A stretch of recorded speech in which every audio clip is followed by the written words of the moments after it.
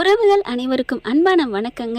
எவ்வளவுதான் சண்டை சச்சரவு இருந்தாலும் பொண்டாட்டி புள்ளைன்னு கொஞ்சம் இறக்கப்பட்டு நம்பிக்கை வச்சது அண்ணாமலைக்கு பெரிய ஆப்பா போச்சு அப்படின்னு நினைக்கிறவங்க நம்ம சேனலுக்கு உங்கள் பொண்ணான கையில் ஒரே ஒரு லைக்கை போட்டு சப்ஸ்கிரைப் பண்ணி நம்ம சேனலுக்கு ஒரு ஆதரவு கொடுங்க ஃப்ரெண்ட்ஸ். இப்போ எல்லாத்தையும் புட்டு வச்சிடறாங்க. சிந்தாமணி உள்ளுக்க போயிட்டு அப்படி போயிட்டு இப்படிக்கா வந்துடுது பார்த்தீங்களாங்க. அதாங்க இருக்கப்பட்டவங்கன்னு சொல்லுவாங்க. இப்போ எல்லாத்தையும் புட்டு வச்சுறாங்க. அண்ணாமலை செம்ம காண்டில் விட்டு விளாசிடுறாரு விஜயாவையும் மனோஜையும். எனக்கு ஒன்றும் இப்போ பிரச்சனை இல்லைன்னு சொல்லிட்டு எல்லாத்துலேயும் கையெழுத்தை வாங்கிடுறாங்க. கையெழுத்தை வாங்கிட்டு இன்னும் கொஞ்ச நாளில் நீங்கள் பணத்தை தரலைன்னா அடுத்து இந்த வீட்டை எங்கள் பேரில் எழுதிடுவோன்னு சொல்லிட்டு போயிடுறாங்க. இப்போ என்ன பண்ணுறது ஏது பண்ணுறதுன்னு தெரியாமல் தவிக்கிறாங்க. எப்படியாவது நம்ம வீட்டை மீட்கணுமே அப்படிங்கன்னு பயங்கரமான சிந்தனையில் இருக்காங்க. முத்து பறக்கிறாரு. பாவின்னு சொல்லிட்டு மனோஜ் என்ன பண்ணுறாங்க, அம்மாவுக்கா தான் அட பாவி அப்படின்னு சொல்லிட்டு உன்னால தாட நான் இப்படி பண்ணுறேன் அப்பா எல்லாம் போச்சுப்பா அப்படின்னு சொல்லிட்டு இருக்கல. அண்ணாமலை பார்க்குறாங்க, இவனை நம்பி ஒரு புண்ணியமும் இல்லைடா, வீடு போப்பதே எல்லாம் போப்பதே அப்படின்னு சொல்லிட்டு தவிக்கிறாங்க. இனிமேல் இந்த ஷோரூமை இவனுக்கு இருக்கவே கூடாது அப்படின்னு சொல்லிட்டு ஷோரூம் என்ன பண்ணுறாங்க, இதை வீங்கடா அப்படின்றாங்க. முத்து பார்க்குறாங்க, என்னப்பா ஆமாடா, கடனை விட இந்த வீடை விட நமக்கு அந்த ஷோரூம் ஒன்றும் முக்கியம் இல்லைடா அப்படின்னு சொல்லிட்டு அது எவ்வளோக்கு முடியுமோ அதை விற்க பார்க்குறாங்க. விஜயா உடனே என்னது உனக்கு இருக்கிற இருப்புக்கு நான் பேசுகிறதுக்கு எதுவும் பேசப்படாது இல்லைங்க, நம்ம அதான் தெரியுதுல்ல, நம்ம வீடு ஏன் வீடு, நம்ம வீடு கூட இல்லை ஏன் வீடுன்னு சொல்லுவில்ல, இப்போ வச்சால ஆப்பு அப்படின்னு சொல்லிட்டு இங்கே பார்த்தா ஷோரூமை விற்க முடிவு பண்ணிடுறாங்க.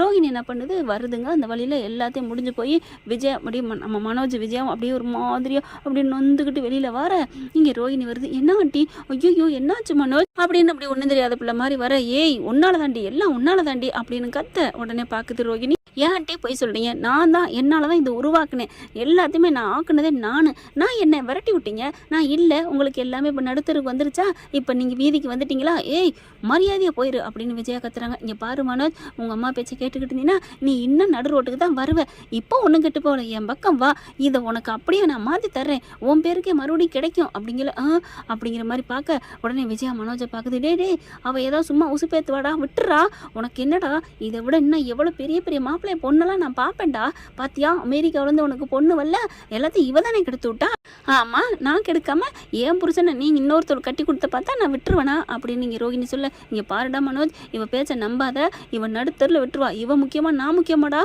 உனக்காகவே சின்ன பிள்ளையிலேருந்து உன் பக்கமாகவே நான் நிற்கிறேன்டா, ஆனால் இவ உன்னை ஏமாற்றி பொய் சொல்லி தாலி கட்டி என்னென்ன பொய் சொல்லியிருக்கிறா, இவன் உனக்கு முக்கியமா இப்படி இங்கிட்டு பார்க்குறாரு. இங்கே ரோஹிணி சொல்லலை, இந்த பக்கமும் மனோஜ் விஜயா சொல்லலை, இந்த பக்கமும் மாறி பார்க்க, என்னடா சொல்கிற மனோஜ், எனக்கு எங்கள் அம்மா தான் முக்கியம் அப்படின்னு அம்மா பக்கம் போகிறாரா. உடனே பார்க்குது, நீலாம் திருந்தே மாட்டடா, இன்னும் தெருவுக்கு வந்தாலும் நீ என்ன ஆப்பற பாரு, கண்டிப்பாக கடைசியில் என் காலடிக்கு தான் வருவீங்க அப்படின்ட்டு ரோஹிணி போயிடுது. இந்த பக்கம் பார்த்தா அடுத்து எல்லாத்துக்கும் எப்படி எங்கெங்கே கேட்கணுமோ எல்லா பக்கத்தும் கடனை கேட்குறாங்க. இங்கே முத்துவும் கடன் பட்டது என்னமோ இங்கே மனோஜ், ஆனால் இங்கே முத்து ரவி எல்லாம் கடனுக்கா அங்கெங்கே அலைகிறாங்க. ஸ்ருதிக்கண்ணு விஜய் என்ன பண்ணுது, அப்படியே டீயை போட்டு கொடுக்குது. ஏன் ஆண்டி நீங்கள் எதுக்கு இங்கே கொண்டாந்தீங்க, நான் அங்கே வந்து குடிச்சுக்குவேன் அப்படி சொல்ல. இல்லை கண்ணு, நீ இருக்கிற இருப்புக்கும் நீ இருக்கிற வசதிக்கெல்லாம் அவன் காலடியில் கொண்டாந்து கொட்டணும், இந்தா நீ குடி அப்படின்னு சொல்ல. என்னடா எலி 8 மலை வெட்டியோட போகுதேன்னு பார்க்குது ஸ்ருதி. அடுத்து வாங்கி குடிச்சிட்டு நிற்கிதா, நின்றுக்கிட்டு இருக்கல. என்ன ஆண்டி ஏன் நிற்கிறீங்க, ஒன்றும் இல்லைம்மா குடிச்சிட்டு டம்ளரை கொண்டு போகிறேன், நான் கொண்டே வச்சுக்கிறேன் ஆண்டி, பரவாயில்ல குடுமா அப்படி சொல்லி வாங்கிக்கிறது. என்ன ஒன்றும் புரியலையேன்னு வெளியில் வரையில, ஸ்ருதிக்கண்ணு எங்கேம்மா போகிற, நில்லும்மா உங்ககிட்ட ஒரு விஷயம் பேசணும், அதான் நான் பார்த்தேன் பேசுகிற கதை நிற்கிறீங்களா என்ன அப்படின்னு சொல்ல. இல்லைம்மா இந்த வீடு ராசியான வீடுன்னு எல்லாருக்கும் தெரியும், நம்ம வீடு பெரிய ராசியான நம்ம வீடு இல்லை ஆண்டி, ஏன் வீடு அதாவது உங்கள் வீடு அப்படின்னு சொல்ல. இருக்கட்டுங்கண்ணு, என் காலத்துக்கு அப்புறம் உங்களுக்கு தானே, ஆமாம்மா எனக்கு வீடே இல்லை பாருங்க, உங்கள் வீடு தான் பெருசுன்னு நான் நிற்கிறதுக்கு, அப்புறம் ஏன் கண்ணு இந்த வீட்டில் இருக்க தான் எனக்கு பிடிச்சிருக்குன்னு உங்கள் அம்மா கிட்டலாம் சொல்லி அனுப்பி விட்ட, உங்கள் அம்மா எத்தனை வாட்டி உன்னை கூப்பிட வந்துச்சு, அப்போல்லாம் நீ இதை தானே சொன்னேன் ஏன் சொன்னேன், இங்கே எல்லோரும் இருக்கிறீங்க, கூட்டு குடும்பமாக இருக்குது, மீனா முத்து ஏன் மாமா எல்லாருமே எல்லாம் நல்லவங்களா இருக்கீங்க, இந்த வீட்டில் இருந்தால் ஜாலியாக இருக்குது, அதை விட என்டர்டைன் நிறையா இருக்குது அப்படின்னு இருந்தேன், ஆனால் இந்த வீட்டில் நம்பி இருக்குன்னா நான் எனக்கு வீடு இல்லாமல் ஒன்றும் இருக்கலையே அப்படின்னு ஸ்ருதி சொல்ல. அப்படிலாம் சொல்லாத ஸ்ருதி, எனக்காக ஒன்று பண்ணு கண்ணு அப்படிங்கல. என்ன பண்ணணும், ஒன்றும் ஒன்றும் இல்லை, உன்கிட்ட இருக்கிறதுக்கு அப்படின்னு மறுபடியும் பம்மிக்கிட்டே பேச, சொல்லுங்கள் என்ன சொல்ல வரீங்க? இல்லை, உன்கிட்ட இருக்கிற காசு பணத்துக்கு நீ எப்படியும் இந்த 40-50 லட்சம்லாம் பெரிய காசே இல்லைம்மா, நீ கோடீஸ்வரி இல்லையா? அதனால தான்மா கொஞ்சம் கொடுத்து உதவுனீன்னா நம்ம வீடு நமக்கே வந்துடும்ல, வேணா உன் பேர்லேயே கூட எழுதி வைக்கிறேன் அப்படின்னு சொல்ல, இதுக்காக இவ்வளோ தூரம் பம்முனீங்களா ஆண்டி? நான் என் வீட்டு காசை என் புருஷனுக்காகவே நான் கேட்க மாட்டேன், அவரே வேணான்றுவார். நான் கேட்டால் அதெல்லாம் தப்பு முடியாது அப்படின்னு வெளில போக, அதெல்லாம் என் ரவிகிட்ட சொல்கிறேன். டே ரவி ரவி அப்படின்னு போக, ரவி என்னம்மா அப்படின்னு கேட்க, டே அப்படின்னு ஸ்ருதிக்கிட்ட சொன்னதே ரவிக்கிட்ட சொல்ல, ஐய எனக்கே நான் கேட்க மாட்டேன், என் வீட்டில் கடை இருக்குது, எங்கள் அண்ணன் கடை வச்சு விட்டேன் அப்படின்னு போய் கேட்டால் நல்லா மனுஷனா காரி துப்பிடுவாங்க, தள்ளுமா அப்படின்ட்டு போயிடுறாங்க. ஐயோ இப்போ எல்லாரும் மாட்டேன்னு போகிறாங்களே, இப்போ யார்ட்டேன்னு கேட்பேன் அப்படிங்கல அங்கிட்டு மீனா வருது. இவகிட்ட இருக்காது, அப்படி இருந்தாலும் இவகிட்ட போய் நம்ம கேட்கறது எவ்வளவு ஏளனமாக பண்ணுது பார்த்தீங்களா? அடுத்து எப்படி கடை அடைக்கிறதுன்னு ஒரு வாரத்தில் வந்து நின்றுவாளுகளேன்னு அப்படியே ஒரே இது பக்கு நின்றுக்கிட்டு இருக்குது. அண்ணாமலை தவிக்கிறாரு, போதுமா போச்சா அப்படின்னு சொல்லிட்டு ரொம்ப நொந்து போயிட்டு இருக்காங்க. அப்போ பரசு வராருங்க, அவங்க ஃப்ரெண்டு வந்துட்டு, என்னாச்சு நம்மளை என்ன இந்த மாதிரிலாம் கேள்விப்பட்டேன் அப்படின்னு சொல்ல, கேள்விப்பட்டீங்களா? உங்களுக்கு யார் சொன்னது? உங்களுக்கு சிரிப்பாக இருக்குமே அப்படின்னு சொல்ல, விஜயா அப்படின்னு கோவம் வந்துடுது அண்ணாமலைக்கு. யாருக்கு சிரிப்பாக இருக்குன்னு நினைக்கிறேன்? யார் கஷ்டப்படுறோமோ அப்போ உடன் வந்து நிற்கிறாங்கன்னா அவங்க தான் உண்மையான தோழனாக இருக்க முடியும். அவன் என் உயிர், என்ன நினச்சிட்டு இருக்க? அப்புறம் எப்படி தெரியும் அப்படிங்கிற முத்து வராங்க. நான் தான் சொன்னேன், இப்போ என்ன அப்படின்னு கேட்க, ஏன்டா இவர்லாம் சொல்கிறேன், இவரால் என்ன நடக்கும் போது என்ன ஒரு 10 பைசா கிடைக்குமா, இவன்கிட்ட போய் சொல்லிட்டு இருக்கா அப்படிங்கிற மாதிரி பேச, மரியாதையாக பேசுன்னு ஓங்கி ஒரு அறை கொடுக்குறாரு. விஜய் அப்படியே சொயின்னு சுற்றிட்டு போய் விழுகுது. அதுக்கப்புறம் முத்து பார்க்குறாங்க, அப்பா நான் கடையில் உங்கள்கிட்ட போயிட்டு வந்தேன்ப்பா, போயிட்டு அடமானம் வச்சுட்டு வரலான்னு வண்டியெல்லாம் எல்லாத்தையும் விற்போம்னு போனேன். அந்த சமயம் தான் நான் அங்கிளை பார்த்தேன், அப்போ தான் எல்லாத்தையும் சொன்னதுக்கப்புறம் தான்ப்பா ஒரு முடிவோட வந்திருக்காரு. என்ன அப்படிங்கிற மாதிரி பார்க்க, ஒன்றும் இல்லை அப்படின்னு சொல்லிட்டு அண்ணாமலை இந்தா அப்படின்னு பெட்டியை திறந்து கொடுக்குறாரு. பார்த்தா அதில் அப்படியே 30 பவுனுக்கு மேலே நகை இருக்குங்க. 30 பவுன் நகையா? ஆமாப்பா, இந்த 30 பவுன் நீ விற்றாலும் சரி வச்சாலும் சரி வச்சுக்கோ அப்படின்னு சொல்லிட்டு, இந்தா இது என்னோட வீட்டு பத்திரம், இதை நீ போய் ஏதோ அடகு வையி, அது எவ்வளோ கிடைக்குமோ வச்சுக்க, இது என் பொண்டாட்டி நகை, இது என்னோட உழைப்பு பணம், இது சேமிப்பு பணம் அப்படின்னு சொல்லிட்டு, இது போக என் மாப்பிள்ளையும் கொடுத்துருக்காரு இந்தா அப்படின்னு சொல்லிட்டு அவங்க எவ்வளோ முடியுமோ அப்படியே கொண்டாந்து வைக்கிறாங்க. பணம் காசு இருக்கப்பட்டவங்க கூட அந்த கட்டியாக இருக்கிறதுல அப்படி குட்டியாக கரைச்சி எடுக்கிறதா, அதெல்லாம் எடுக்கக்கூடாது, அது முழுசாக உருட்டுன தேங்காய் மாதிரி இருக்கணும் அப்படின்னு தாங்க நினைப்பாங்க. ஆனால் இல்லாதவங்க அன்பு மட்டும்தாங்க இருக்கும். மனசு இருந்துச்சுன்னு வைங்களேன், அது கொஞ்சமாக இருந்தாலும் அங்கே கொஞ்சம் இருக்கா இங்கே கொஞ்சம் இருக்கான்னு புரட்டி கொடுப்பாங்க. அதே மாதிரி தான் இப்போ கொண்டாந்து கொடுக்குறாரு. விஜயா மூஞ்சி அப்படியே தூத்துக்குடிக்கு அங்கிட்டு போகுது. பாத்தியா இவன்ட்ட என்ன இருக்குது அப்படின்னு கேட்டீங்க, பாரு எவ்வளோ காசு கொண்டாந்துருக்கானு அப்படிங்கல, அப்படியே ஒன்றும் சொல்ல முடியலை.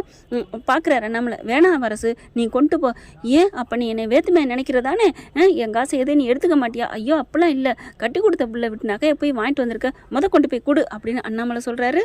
ஏண்டா முத்து இப்பெல்லாம் நீ வாங்கி கூட்டு வரலாமா அப்படின்னு அண்ணாமலை சொல்கிறாரு. அப்பா இதெல்லாம் நான் சொல்லாமல் இருப்பேனா? அதுக்கு அங்கிள் என்ன சொன்னாங்க தெரியுமா, வீட்டு பத்திரம் வந்துடட்டும், அதுக்கப்புறம் அதை வெளியில் அடகு வச்சுட்டு அதுக்கப்புறம் மீட்டு கொடுங்க, கொஞ்சம் கொஞ்சமாக பிள்ளையோட நகையை ஃபஸ்ட்டு மீட்டு கொடு, அதுக்கப்புறம் நீங்கள் எல்லாம் கடனை அடைச்சிக்கலாம், நானும் உழைக்கிறேன். அடப்பாண்டா இது உன் வீட்டு கடை என்ன ஏன் வீட்டு கடை என்ன அப்படின்னு சொன்னாருப்பா அப்படின்னு சொன்னோன்னே அப்படியே அந்த பரசும் அண்ணாமலையும் அப்படியே கட்டிக்கிறாங்க.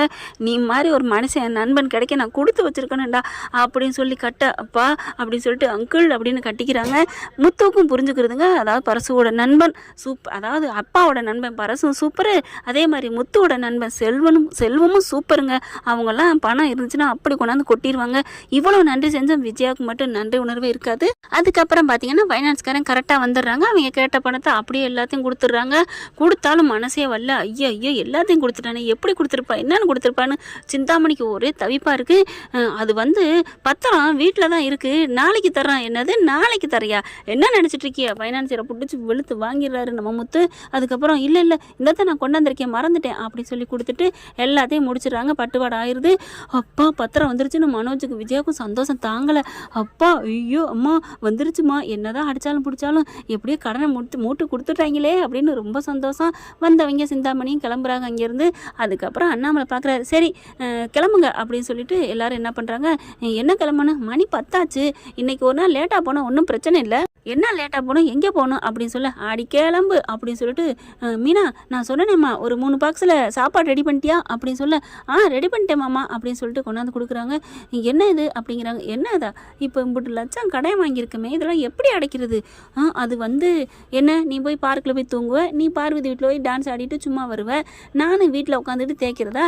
எனக்கு சனிக்கிழமை தான், அதனால் அந்த வேலையை மட்டும் நான் நம்பிட்டு இருக்க முடியாது, என்னாலையும் முடியும் அப்படின்னு சொல்லிட்டு நான் உங்களை வேலைக்கு கூப்பிட்ருக்கேன். என்ன வேலைக்கு? பாட்டில் கழுவுற வேலை.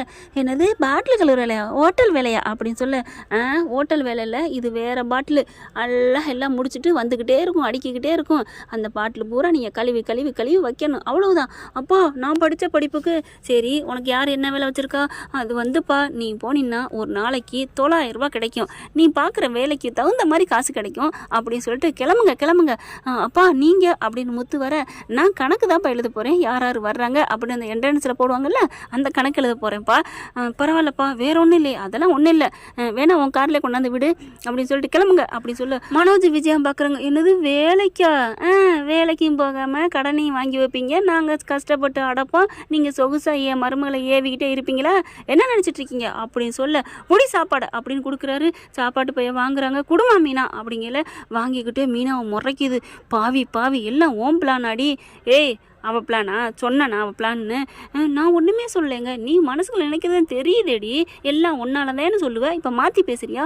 இது முதற்கொண்டு புருஷங்காரன் நினைக்கிறானேன்னு விஜயா நினைக்குது. அதுக்கப்புறம் சாப்பாடு கூட வாங்குறாங்க. நான் போய் பாட்டில் கழுவுறதா? ஏன் நீங்கள் என்ன பெரிய கோட்டீஸ்வரன் பேத்தியா? ஏறி அப்படின்னு சொல்லி முத்து வாயா அப்படின்னு காரில் ஏற்றிடுறாங்க. அந்த பாட்டில் கம்பெனிக்கும் கொண்டு போயிடுறாங்க. கொண்டு போய் வரிசையாக எல்லாம் கழுவி கழுவி வச்சுக்கிட்டு இருக்காங்க. போய் நில்லு கியூவில் அப்படிங்கல. என்ன புதுசா? அப்படிங்குது விஜயா. வா வந்து நில்லு, வந்து டக்கு டக்குன்னு வரும், கழுவி இதில் அடுக்கணும் அப்படிங்கல. அப்படியா அப்படின்னு ஒரு பாட்டில் எடுத்து கழுவ, என்னவோ உன் வீட்டு சின்ன பிள்ளைக்கு டீ ஆத்துற மாதிரி ஆத்துற, சக்குன்னு கழுவி ஊற்றணும் அப்படின்னு சொல்ல, சரி அப்படின்னு சொல்லி பார்க்க, அங்கே மனோஜ் பார்த்தா அவருக்கு அதே மாதிரி, நான் படித்த படிப்பு என்ன இதுக்கா? நீ படித்த படிப்புக்கு இதுவே 30,000 வருது, பெருசு, கழுவுடா அப்படின்னு சொல்ல, ஐயோ என் வேலையெல்லாம் போச்சே அப்படின்னு சொல்லி எல்லாம் பண்ணிட்டு இருக்காங்க. இவர் அண்ணாமலை கணக்கு எழுதுகிற வேலையில் வந்துடுறாரு. சம்பளம் அப்படியே வாங்கி என் கைக்கு வரணும். வேலை முடிஞ்சு வெளியில் வராங்க. கரெக்டாக காசு சம்பளத்தை கொடுக்க விஜயாவும் மனோஜ் வாங்குறாங்க.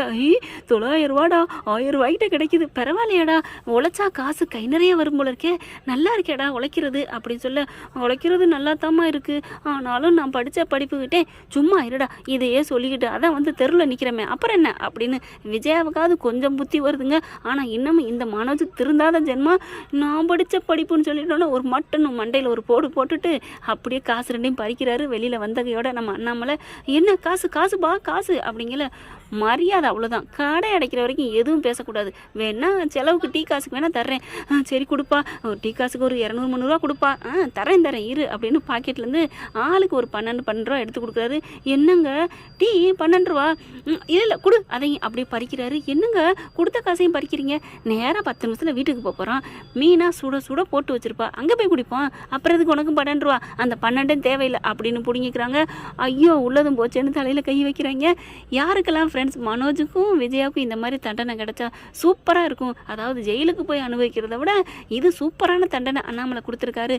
அண்ணாமலை கொடுக்குற மீனிங்ஸில் நான் கொடுத்துருக்கேன். எப்படி இது தண்டனை கரெக்டாக இல்லையா அப்படிங்கிறத காமெண்ட்ஸில் சொல்லுங்கள் ஃப்ரெண்ட்ஸ். இந்த பதிவு உங்களுக்கு பிடிச்சிருந்துச்சுன்னா உங்கள் பொண்ணான கையால் ஒரு லைக்கை போட்டு சப்ஸ்கிரைப் பண்ணிடுங்க. Thank you friends. இந்த வீடியோ உங்களுக்கு பிடிச்சிருந்தா தயவு செய்து லைக் பண்ணுங்க. இன்னும் அப்டேட்ஸ்க்காக சேனலை சப்ஸ்கிரைப் பண்ண மறக்காதீங்க. நம்ம கிட்ட இருக்க எல்லா சேனல்ஸோட லேட்டஸ்ட் வீடியோ அப்டேட்ஸ்க்காக மேல ரைட் சைட்ல காட்டுற லிங்கை கிளிக் பண்ணி வாட்ஸ்அப் குரூப்ல ஜாயின் பண்ணுங்க. உங்களிடம் விடைபெறுவது நான் உங்கள் மெஹர்.